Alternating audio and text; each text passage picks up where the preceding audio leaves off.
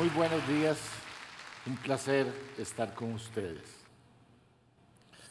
El legendario capitán Jacques Cousteau me contó una vez, poco antes de morir, que él tenía una pesadilla recurrente. Él soñaba con caras y ojos de niños que aún no habían nacido y que le cuestionaban cómo pudieron haber sido tan irresponsables. Cousteau se refería específicamente al trato de los océanos, pero la misma pregunta es aplicable para otros bienes ambientales globales como la atmósfera y la biodiversidad. La pesadilla de Cousteau se personifica hoy en jóvenes como la activista sueca Greta Thunberg, que reclama con vehemencia acción inmediata y ha declarado la inefectividad de los acuerdos internacionales. Niños y jóvenes de todo el planeta se dirigen a las cortes a reclamar sus derechos para un medio ambiente sano.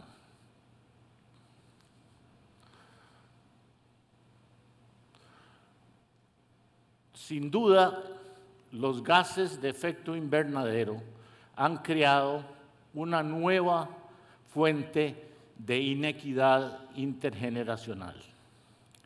Estos gases se miden en gigatoneladas de carbono equivalente. Ojo, una gigatonelada es 1 millón de millones de toneladas. Desde 1950 se han emitido cientos de gigatoneladas a la atmósfera que van a estar ahí por más de un siglo y van a afectar a las generaciones X, Y y Z y las demás que vendrán adelante. Es sin duda una enorme deuda ecológica. Las mediciones atmosféricas del dióxido de carbono se iniciaron hace 65 años en el medio del Océano Pacífico, en el volcán Mauna Loa de Hawái. Y desde ese tiempo hemos aumentado la concentración en un 50%.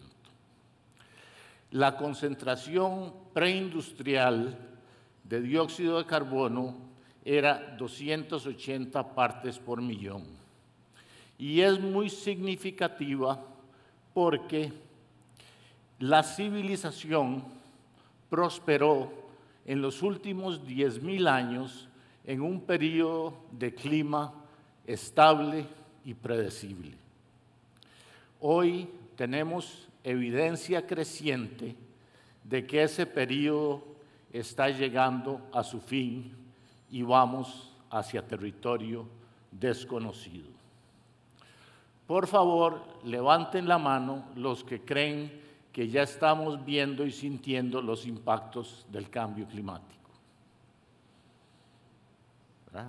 La gran mayoría. Efectivamente, en los últimos 30 días se han roto más de 10.000 récords de temperatura o precipitación. Estamos viendo una gran cantidad de eventos extremos este verano, ya sea olas de calor, sequías, inundaciones y sobre todo los incendios forestales que afectan a Canadá, a California, a Hawái y al sur de Europa. Solamente los incendios forestales canadienses han devorado 13 millones de hectáreas. Esto significa 2,5 veces el tamaño de Costa Rica. Y además han tenido un impacto grande en la calidad del aire de más de 100 millones de personas en la costa este de los Estados Unidos.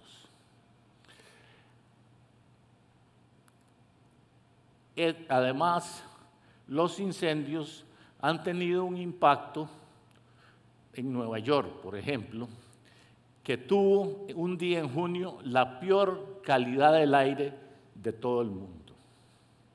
Hay otros impactos colaterales interesantes y preocupantes, como el hecho de que las principales aseguradoras han dejado de emitir pólizas para viviendas en California por el riesgo creciente del cambio climático.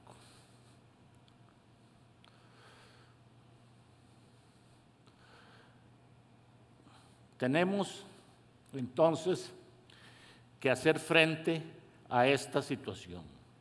Desde el punto de vista económico, estamos ante una falla colosal del mercado, que es útil para los bienes privados y apropiables, pero no para los bienes públicos globales como la atmósfera. La economía no toma en cuenta el costo de las emisiones de los gases, los valora en cero y los llama una externalidad. Esta externalidad se puede corregir mediante reducciones mandatorias de emisiones o de un impuesto al carbón.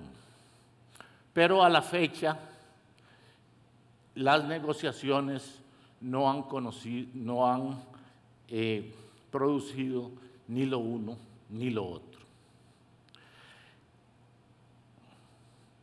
De hecho, la ciencia y política de cambio climático han estado a contrapelo desde un inicio.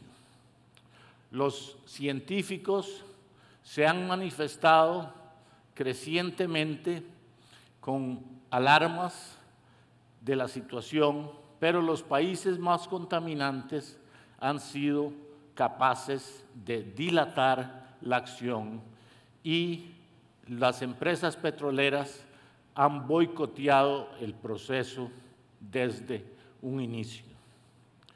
Como ministro, me tocó participar en la negociación de la Convención de Cambio Climático y luego como embajador en la primera COP de Berlín, la reunión de las partes. Y en ese momento había expectativas muy elevadas que desgraciadamente no se han cumplido.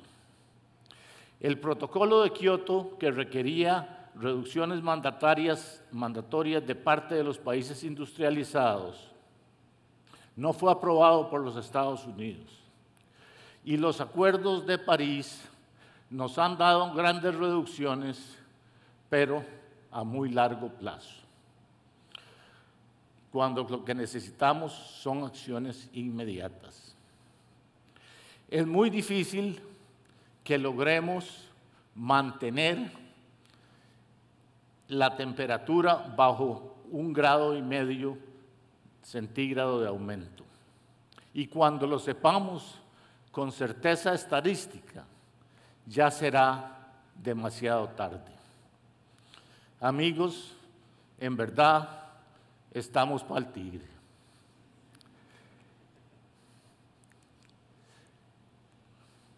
Pero no podemos dejar que la ansiedad nos paralice o creer que es demasiado tarde. La adaptación al cambio climático es inevitable y se trata de reducir la vulnerabilidad y aumentar la resiliencia. La adaptación es costosa porque, por ejemplo, tenemos que reemplazar infraestructura de carreteras y puentes que hay que reconstruir y blindarlos para eventos climáticos extremos que vendrán en el futuro. Además de la adaptación, tenemos que practicar la mitigación, que es la reducción de las emisiones para que el problema no se haga mayor a largo plazo. Ambas, adaptación y mitigación, requieren acciones diferentes, pero a veces complementarias. Y tenemos que buscar las soluciones más robustas de ganar y explotar las sinergias que hay entre ellas. Yo voy a tratar brevemente solo 3 ejemplos. Uno, que es la eficiencia energética y fuentes renovables de energía. 2, el transporte público y privado electrificado. Y 3, la agricultura climáticamente inteligente. Nuestro reto es la descarbonización de la economía, principalmente el sector transporte y el sector agrícola, que son los principales emisores. Costa Rica ha demostrado que es posible tener un sistema eléctrico totalmente basado en fuentes renovables, aunque en este año estamos enfrentando dificultades. Pero los retos más grandes los tenemos en el sector transporte, donde tenemos un nivel elevadísimo de congestión y necesitamos desarrollar transporte público y privado electrificado. La agricultura climáticamente inteligente consiste en usar fertilizantes naturales, en crear bancos de semillas como los que tiene el CATIE, en conservar los ecosistemas y en utilizar los suelos. No sé si ustedes sabían que Costa Rica tiene carbono neutral, café carbono neutral, desde el año 2009, el mismo año en que lanzamos nuestra propuesta País de Carbono Neutralidad. Los suelos tienen una enorme importancia. Generalmente nosotros creemos que el carbono está en los árboles y solamente encima del suelo, pero bajo el suelo hay un gran potencial de almacenar carbono. Y empresas como la cafetalera italiana Illy ha hecho un compromiso de carbono neutralidad usando precisamente la recarbonización de suelos. Hace 35 años, la deforestación de Costa Rica era más del 1% anual y nuestra cobertura forestal había caído bajo el 30%. En la parte superior de la imagen, ustedes pueden ver lo que llamábamos el striptease de Costa Rica, porque el país estaba quedando sin cobertura. Pero dichosamente, con don Oscar aquí presente, hicimos canjes de deuda, uno de ellos con Holanda, que nos permitió plantear un nuevo sistema de incentivos de protección del bosque y reforestación. Y el resultado es la parte inferior de la imagen, a donde ustedes ven lo que hemos logrado recuperar la cobertura forestal del país. Vivimos en un nuevo periodo geológico, el Antropoceno, caracterizado por el dominio de los seres humanos sobre el resto de la biosfera y el planeta, con procesos como el cambio climático, la extinción de especies y la introducción de miles de compuestos orgánicos sintéticos como los plaguicidas y los plásticos, muchos de los cuales deberían eliminarse. Si bien estamos transmitiendo una deuda a las generaciones futuras, por otro lado, nuestro legado también incluye un enorme acervo de conocimiento, tecnologías robustas y probadas, capital para la transición. Lo que nos ha faltado es voluntad política.